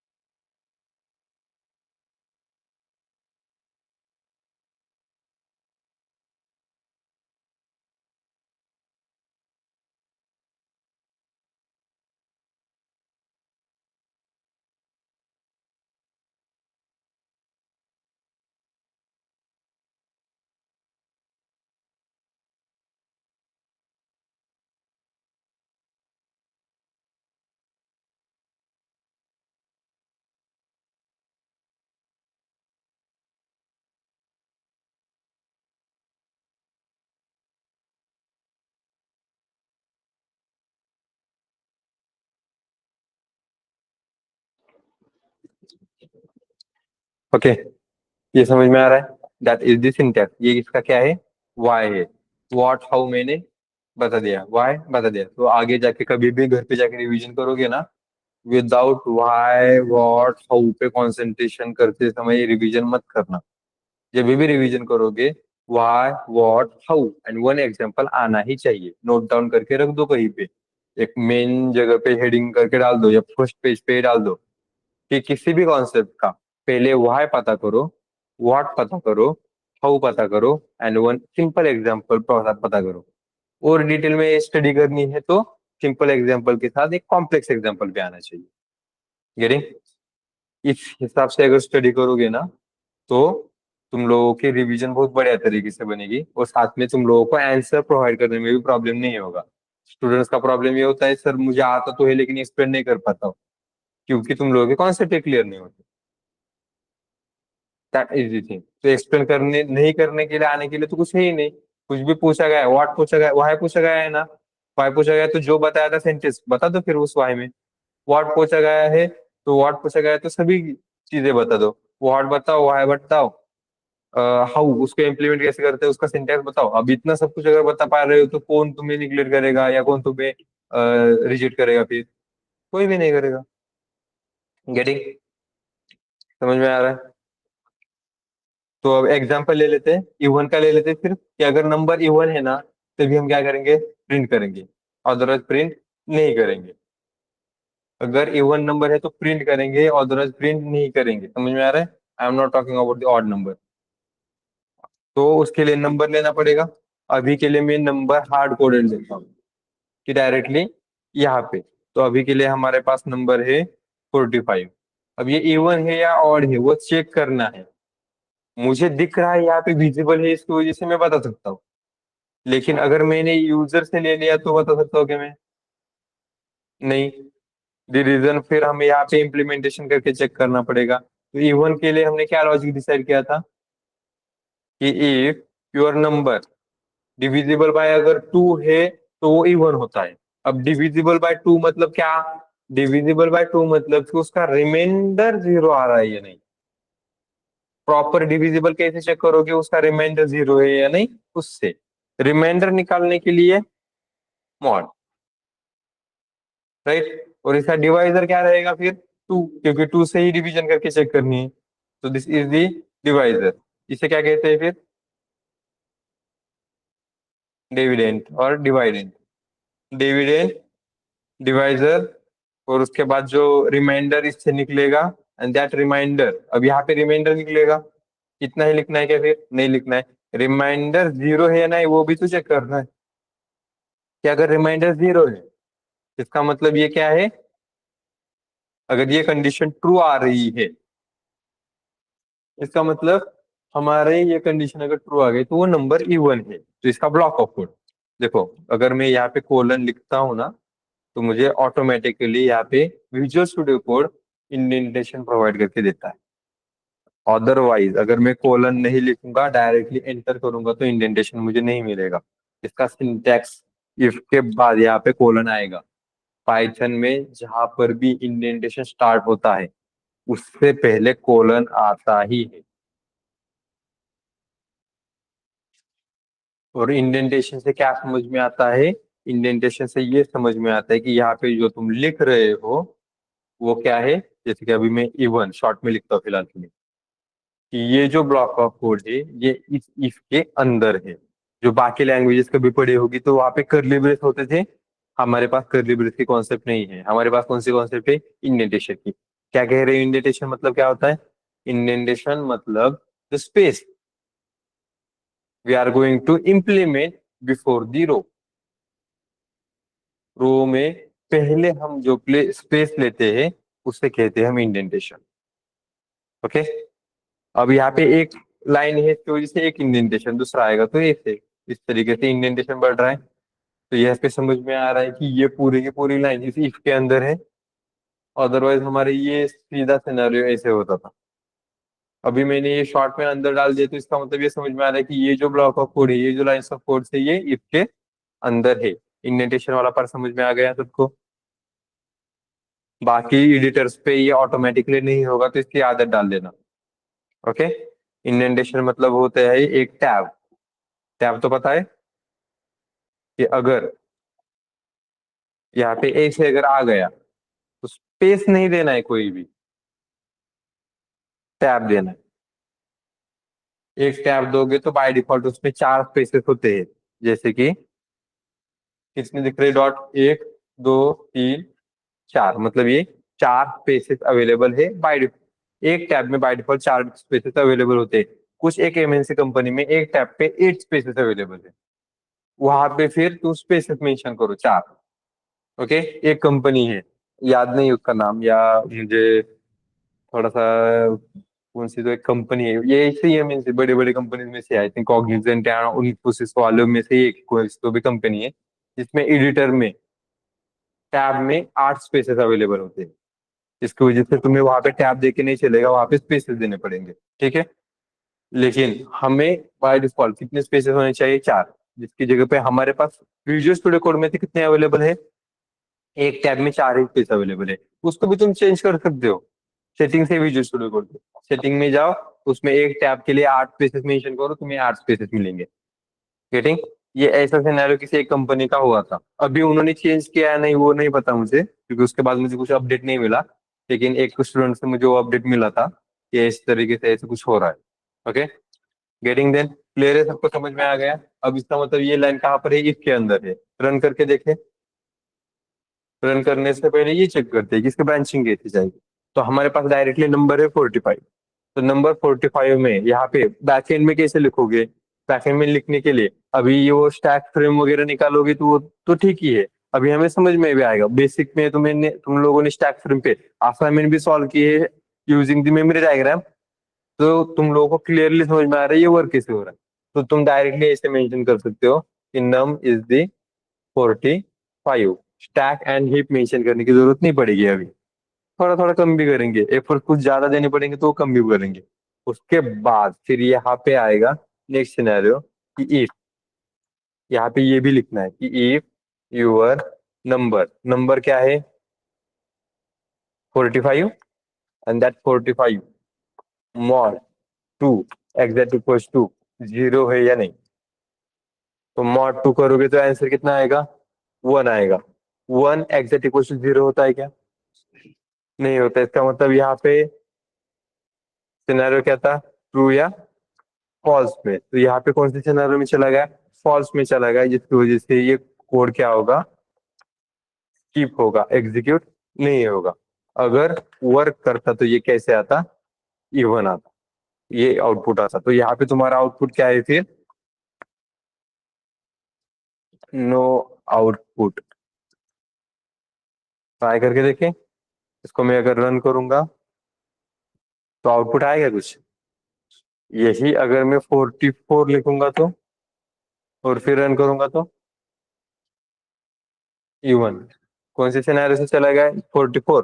44 mod 2, क्या आंसर आएगा? 0। 0 exact equal to 0। Exact equal to समझ में आ रहा है ना?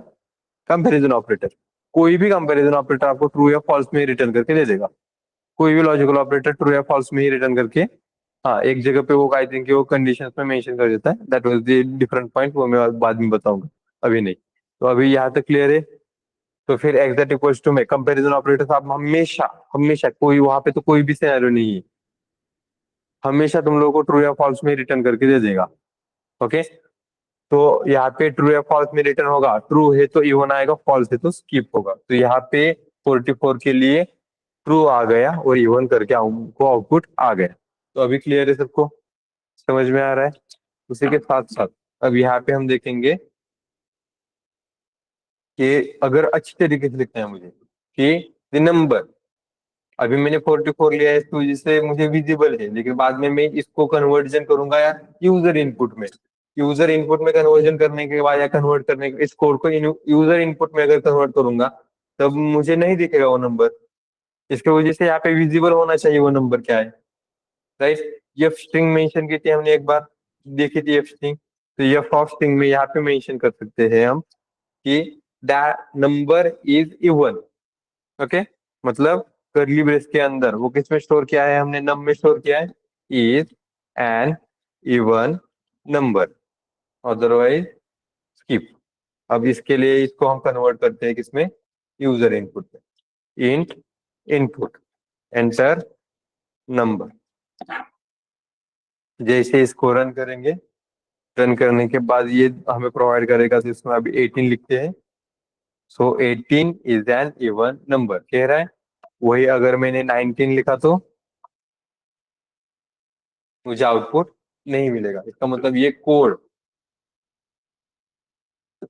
ये ब्लॉक ऑफ कोड जो है, तुम डिसाइड कर रहे हो तुम्हें एग्जीक्यूट करना है या नहीं करना है। किसके अकॉर्डिंग टू, इस कंडीशन के अकॉर्डिंग टू, इसका मतलब यहाँ पे डिसीजन किया, the reason this is called as decision making. Note down करो, चलो नोट डाउन करो, प्रोग्राम करके देखो। तो इफ समझ में आया होगा तो आगे हम इफ एल्स वगैरह देखेंगे।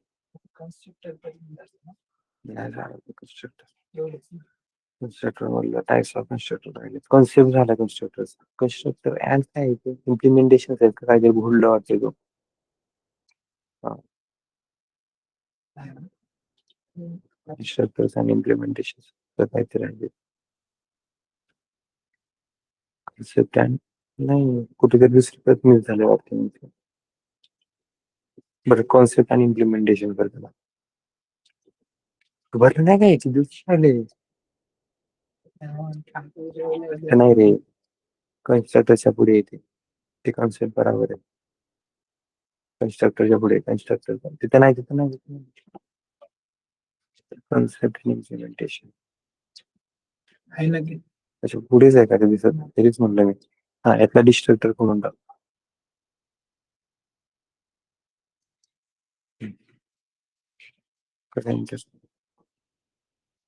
वरती कन्स्ट्रक्टर खाली डिस्ट्रक्टर. आता हे कम्प्लिटेड आहे. कन्स्ट्रक्टर नाही कम्प्लीट, कम्प्लीट करून टाकतात. तिथून खालपर्यंत सगळं, हा इथपर्यंत, हा इथपर्यंत कम्प्लीट करतात. त्याला काय झालं, कन्सेप्ट पर्यंत, कन्स्ट्रक्टरच्या कन्सेप्ट पर्यंत. हा. ते डेट टाक, सगळ्याचे डेट टाक. डन, क्लियर है सबको, किसी को डाउट है इसमें? नो, न्यू फोल्डर क्रिएट करना है क्या? आई थिंक ये डाउट क्यों आया जब मैंने यहाँ पे बताया था न्यू फोल्डर यहाँ पे आएगा। ब्रांचिंग कह रहा हूँ ना मैं यहाँ, बेसिक में नहीं लिया है क्योंकि बेसिक में कितने प्रोग्राम्स किए थे वो बेसिक में आएगा, ब्रांचिंग में कितने प्रोग्राम किए थे या कौन से कॉन्सेप्ट देखे थे वहां पे आएगा। अगर नया फोल्डर क्रिएट नहीं किया आपने, एक ही फोल्डर कोर पाइथन लिया उसके अंदर ही सभी प्रोग्राम कर दिए, मैंने बोला चलो अभी लिस्ट के बारे में चेक करो, कैसे समझ में आएगा? नहीं समझ में आएगा। ओके, इसकी वजह से ये अलग अलग स्पेसिफाई करके रखना है, तो ये क्वेश्चन आगे आना भी नहीं चाहिए नया फोल्डर क्रिएट करना है। नई कॉन्सेप्ट है तो नया फोल्डर ही आएगा, जैसे कि बेसिक के लिए अलग आएगा, ब्रांचिंग के लिए अलग आएगा, लूपिंग के लिए अलग आएगा, फंक्शंस में अलग आएगा, देन लैम्डा फंक्शन में अलग आएगा, डेटा स्ट्रक्चर के लिए अलग से फोल्डर बनेगा, उसमें भी फोल्डर्स में फोल्डर्स बनेंगे और ठीक है। तो यहाँ तक क्लियर है सबको? इफ समझ में आ गया? प्रोग्राम करके देखा? प्रोग्राम करके देखा? नहीं, प्रोग्राम करके देखो फिर। ये रिमूव कर देता हूँ मैं, ये नोट डाउन किया होगा ना सिंटैक्स, तो ये रिमूव कर रहा हूँ मैं,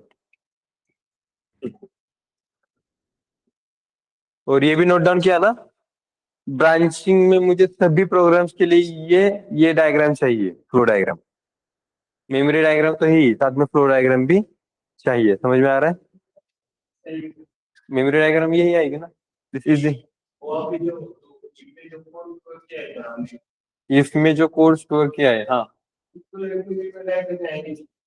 नहीं, क्योंकि ये एग्जीक्यूट होने के बाद तुरंत कॉलेस हो जाता है, इसकी वजह से नहीं आएगी। जैसे कि ये टू जो अगर तुम ले रहे हो ना, टू या परसेंटेज अगर ले रहे हो, ये मॉड्यूलस टू और मॉड्यूलस के लिए भी मेमोरी बनती है, लेकिन जैसे उसका एग्जीक्यूशन हो जाता है, एग्जीक्यूशन होने के बाद वो डायरेक्टली इरेज हो जाते हैं, इसके मतलब गार्बेज कलेक्टर उसको रिमूव कर देगा, इसकी वजह से हम नहीं मेंशन करते। जैसे कि टू के लिए फिर मेमोरी बनेगी, जीरो के लिए मेमोरी बनेगी, तो इसका मेमोरी डायग्राम निकालने की जरूरत है क्या? नहीं, ये स्टोर कर रहे हैं ना हम और उसको यूज करने वाले हैं आगे, रिमूव, इसकी वजह से इसको यूज, इसका मेमोरी डायग्राम निकालेंगे कि number is mostly use, otherwise सबका मेमोरी डायग्राम फिर सबके लिए मेमोरी होती है। एंटर नंबर, ये भी तो स्ट्रिंग है इसका मतलब इसके लिए भी मेमोरी बनेगी। नंबर इज इवन नंबर, इसके लिए भी मेमोरी बनेगी, लेकिन इसको मेंशन करने की जरूरत नहीं है, एक वेरिएबल लिया है तो वेरिएबल्स के ही बस मेंशन करना, ठीक है। और इस तरीके से मेमोरी डायग्राम और फ्लो डायग्राम तुम लोगों को क्या नोटबुक में मुझे चाहिए बेसिक्स के लिए, ठीक है।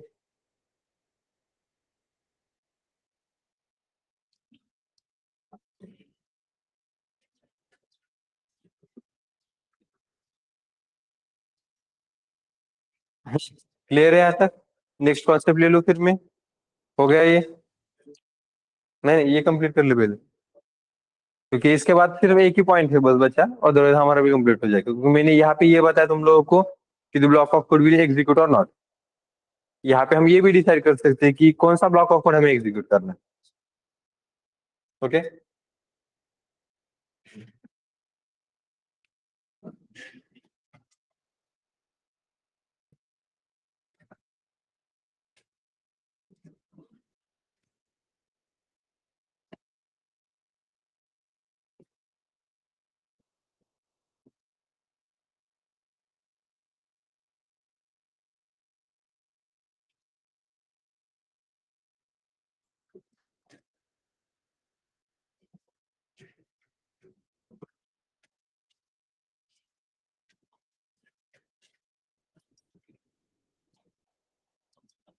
रिमूव करते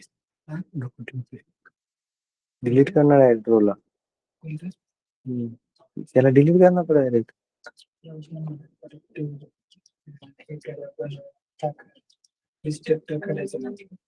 नाही नाही करते तसं, दोन्ही सोबतच येते सांगते त्यांना काय बरोबर।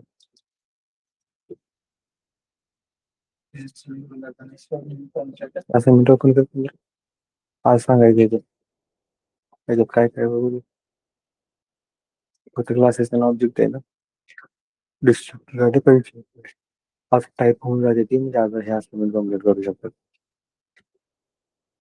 वगैरे त्यांना काय सांगितलं होतं, हा जे 10 एक्झाम्पल सांगितले।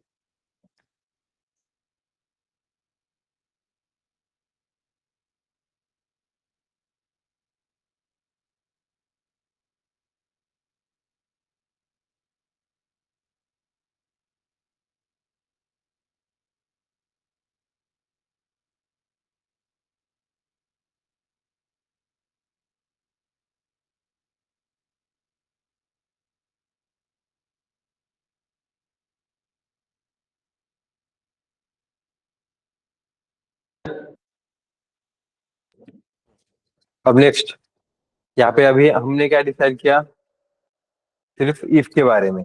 अब मैं इफ एंड एल्स के बारे में बता देता हूँ। ओके। इसका इंग्लिश वगैरह मीनिंग होता है। इफ मतलब क्या कहते हैं इंग्लिश, हिंदी में क्या कहते हैं? इफ मतलब ते मराठीत म्हणतात ना, अगर मगर, मगर है रे। हाँ, अगर ये कंडीशन ट्रू है, और एल्स मतलब,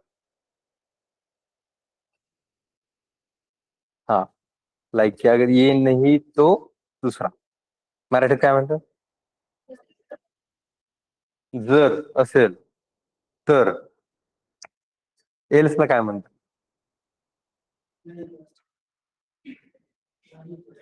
हे जर नसेल, नसेल तर, नसेल तर।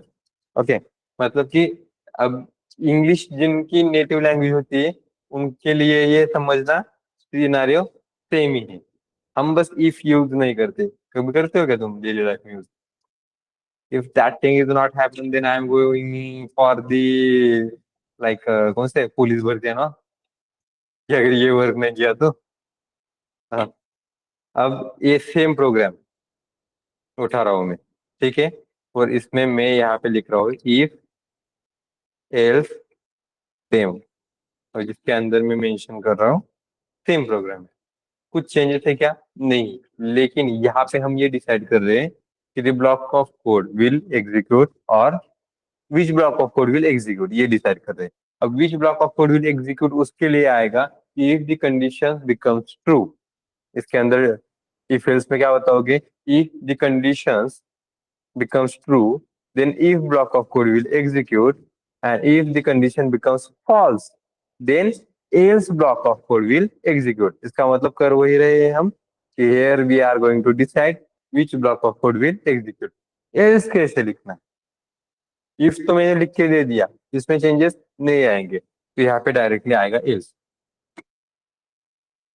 नेक्स्ट कंडीशन, ये कंडीशन अगर ट्रू है तभी एग्जीक्यूट होगा, ये कंडीशन अगर फॉल्स है तो डायरेक्टली एल्स में जाएगा, और डायरेक्टली एल्स में जाने के बाद यही सेम चीज आएगी।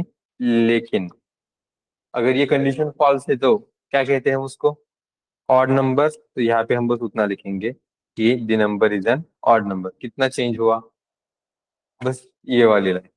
इसका मतलब इस इंडेंटेशन के साथ ये समझ में आ जाता है कि ये जो प्रिंट के बाद ये वाली लाइन है ये इफ की लाइन है, और ये जो लाइन है ये एल्स की लाइन है। समझ में आ रहा है। और इंडेंटेशन से हमारी डिबगिंग भी बहुत इजीली होती है, कि अगर कुछ एरर्स है तो वो भी समझ में आते हैं, अदरवाइज बाकी जगह पे नहीं होता। In other languages, mostly in HTML, indentation is one of the most important thing. उनके पास कंपलसरी नहीं है फिर भी वो दे रहे हैं, और अगर ये देना इतना जरूरी है तो हमने कंपलसरी ही किया है। गेटिंग, समझ में आ रहा है। कर्ली ब्रेसेस वाला निकाल दिया, इंडेंटेशन से इतना अगर इजीली समझ में आ जाता है, इतना एरर्स अगर इजीली सॉल्व हो जाते हैं, तो कंपलसरी ही कर दो, तो कर्ली ब्रेस लो ही मत। तो पाइथन इस तरीके से डेवलप हुई है। गेटिंग। तो ये है अबाउट इफ एंड एल्स। कैसे मेंशन करोगे, if the condition becomes true, मतलब यहाँ पे क्या आएगा, वही नंबर के लिए जो भी मेमोरी डायग्राम होगी वो एक एग्जाम मेंशन कर देना। फिर यहाँ पे इफ वो जो नंबर है, तो फिलहाल के लिए मैं यहाँ पे कुछ 19 अगर लूंगा, तो दैट 19 क्या है, यहाँ पे 19 आएगा ना बस। तो if 19 mod 2, 19 mod 2 exact equal to 0 है या नहीं। तो इसमें क्या आता है, 19 मॉड 2 1 आता है, तो 1 एग्जैक्ट इक्वल टू 0 है क्या, नहीं, फॉल्स। ट्रू है तो इवन, फॉल्स है तो पहले स्किप होता था, अभी क्या आएगा, ऑड। और ये चेंजेस हुआ कि इसमें हमने अलग तरीके से दो वर्किंग इम्प्लीमेंटेशन कर दिया। तो इफ एंड इफ एल्स के ब्रांचिंग में सेम आएगा, लेकिन यहाँ पे हम बस स्किप कर रहे हैं इफ के अंदर, एल्स के अंदर यहाँ पर भी कोड आएगा। गेटिंग। नोट डाउन करो, प्रोग्राम ट्राई करके देखो। इनके अटेंडेंस ले लो।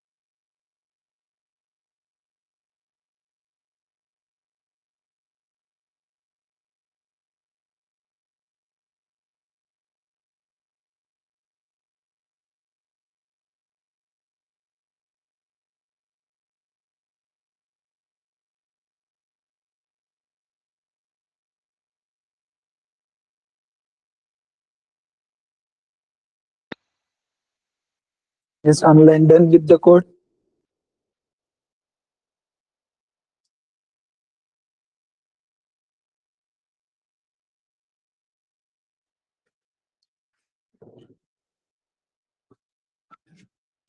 Write a program to check number is positive or negative.